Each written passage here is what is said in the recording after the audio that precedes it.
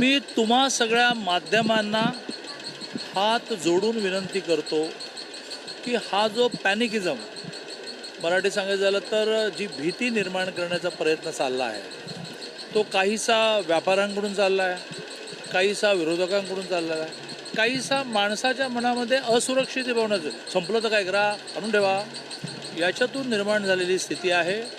वारंवार देशाचे पंतप्रधान माननीय नरेंद्रभाई मोदीजी आणि राज्याचे प्रमुख मुख्यमंत्री माननीय देवेंद्रजी ही मांडणी करत आहेत की कुठेही पेट्रोल डिझेलचा आणि घरगुती गॅसचा, मला हे मान्य आहे की शेवटी प्रायोरिटी ठरवायच्या असतात, त्यात घरगुती गॅसला प्रायोरिटी आहे. त्यामुळे कमर्शियल गॅसला कोटा ठरला, त्या कोट्यामध्ये जे धंदा करतील ते करतील का, तर ती सुरक्षित, म्हणजे जसं आपल्याकडे पाणी आहे तर आपण काय करतो, एप्रिल मेमध्ये जरा कमी सोडतो का, तर पाऊस लांबला तर काय करा. आणि त्यामुळे कुठेही लोकांनी पॅनिक होण्याचं, घाबरून जाण्याचं, असुरक्षित होण्याचं कारण नाही. सुरुवातीला जेवढ्या रांगा लागल्या तेवढ्या आता नाहीत, कारण लोकांना लक्षात आलं की नाही काही शॉर्टेज वगैरे नाही. त्यामुळे 4 किलोमीटर लांबा, 5 किलोमीटर 4 किलोमीटर लांब रांगा वगैरे असं काही झालं नाही. हे तुम्ही हा पॅनिकिझम निर्माण करू नका. आणि मला असं वाटतं की हेच माननीय मोदीजींचं वैशिष्ट्य आहे की त्यांनी पुढच्या काही महिन्याची व्यवस्था उभी केली. आता हे युद्ध काही वर्ष चाललं, पहिल्या महायुद्धासारखं आणि दुसऱ्या महायुद्धासारखं चालू नये, परमेश्वराला प्रार्थना करूया लवकर संपव. चाललं तर कोण कोणाला पुरलं आहे हो, पण हे युद्ध लवकर संपावं असं जगातल्या सगळ्या नेत्यांचं, मोदीजींसहित सगळ्यांचा प्रयत्न चालला आहे. त्यामुळे येते काही महिने तरी पेट्रोल, डिझेल, गॅस याचा कुठलाही प्रॉब्लेम नाही.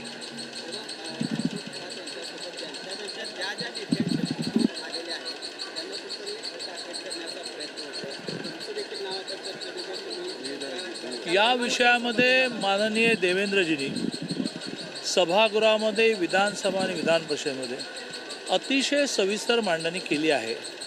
त्या मांडणीनंतर आम्ही कोणीतरी मांडणी केलं तर एका मोठ्या माणसाने अतिशय उत्तम मांडणी केली आणि आपण मात्र काहीतरी तोडकी मोडकी मांडणी केली असं होईल. तुम्ही ती मांडणी खूप चालवलेली आहे.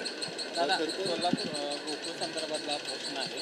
सर्व संचालक बिनविरोध निवडणूक करावाची मागणी करत असताना भाजप नेत्यांची कुठेतरी भेट घेताना दिसत नाही. कुठेतरी भाजपला एकत्र येण्याची तयारी आहे का, काय बिनविरोध होईल अशी काही शक्यता आहे? भारतीय जनता पार्टीला वेगळं ठेवून आता ह्या देशातलं राजकारण चालूच शकत नाही. गोकुळचं कसं चालेल? आणि त्यामुळे सुरुवात आहे, हळूहळू भेटीगाठी होतील.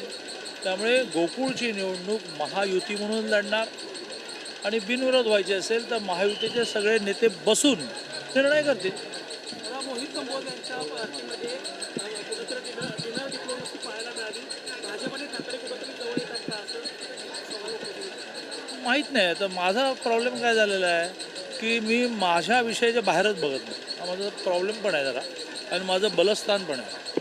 ते आपल्याला जे दिलं ते करा. काय मोहित कंबोज राहतात कुठे, मुलाची पार्टी की मुलीची पार्टी, आले कोण, का आले, काय करायचं आपल्याला? दादा, सगळ्या निवडणुका संपल्या असल्या तरी उद्धव ठाकरे आतापासून पुढच्या निवडणुकांच्या तयारीला लागल्याचं दिसतंय.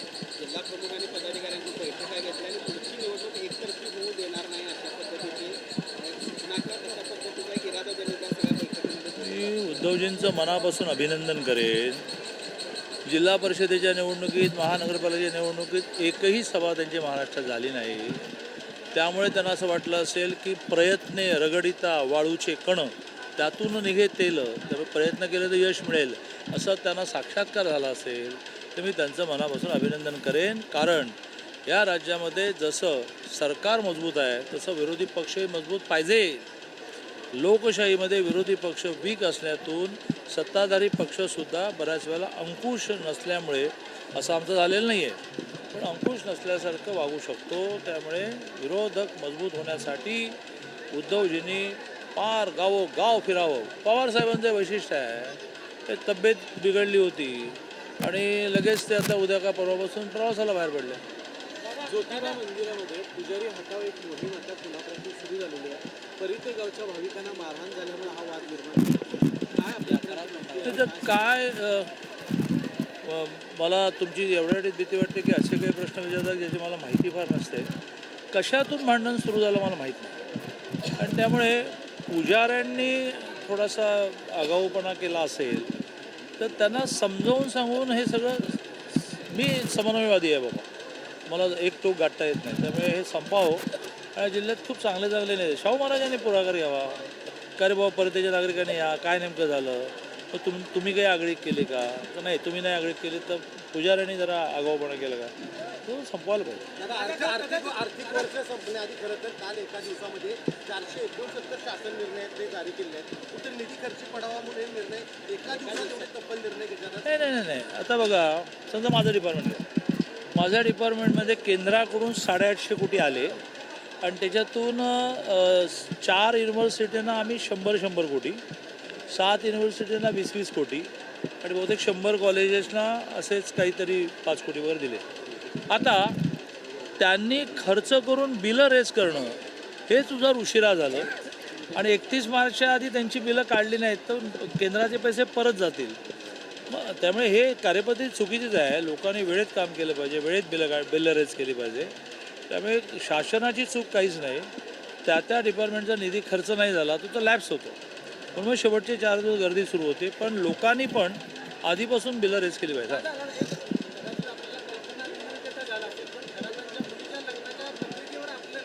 कोणाच्या लग्न ती आपली ग्रामीण पद्धतच आहे ना. तुझ्या घरच्या लग्नाला तू माझं नाव टाक आणि टाकणारच तुम्हाला विचार, तर त्याच्यामध्ये येणार की नाही येणार, विचारलं की नाही विचारलं, याच्यापेक्षा एक प्रतिष्ठा असते. इतक्या सगळ्या जणांनी निमंत्रण दिलं, त्यामुळे आत्ताच कळलं मला की माझं नाव पत्रिकेवर. जर कोणाला चौकशीला बोलवलं असेल तर त्यांनी जायला पाहिजे असं मताचं तुम्ही आहात, कारण काही जण त्या ठिकाणी जायला नकार देतात अशी माहिती आता आली. कुठे जायला? चौकशीसाठी. आता यावर मी काही भाष्य करण्याचे कारण नाही. पुन्हा तेच सांगेन की माननीय मुख्यमंत्री महोदयाने 1.25 महिन्याच्या अधिवेशनात किमान 2दा त्याचं डिटेल निवेदन केलेलं आहे. शेवटचा प्रश्न महाविकास आघाडी हा एक विषय.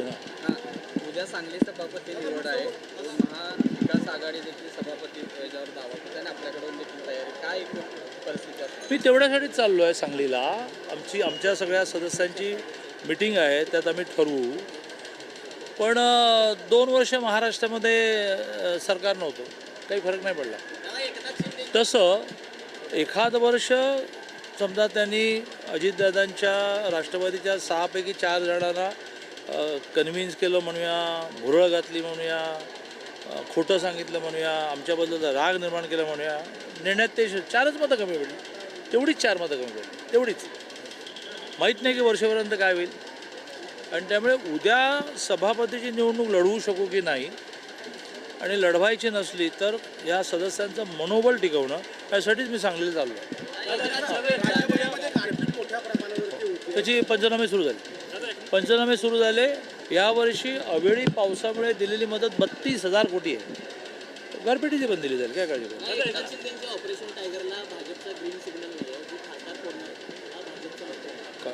मी तुम्हाला वारंवार म्हटलं तर नाटकी वाटेल, पण मी माझ्या विषयाच्या बाहेरच बघत. महाराजांनी बोलवलं महाराज, सांगलीवाल्याने बोललो सांगली, बंटी पाटलांनी मुलाच्या रिसेप्शनला बोललो संध्याकाळी चालू येतो काय, माझ्याकडे 2 तिकीट आहेत, चल बोललो.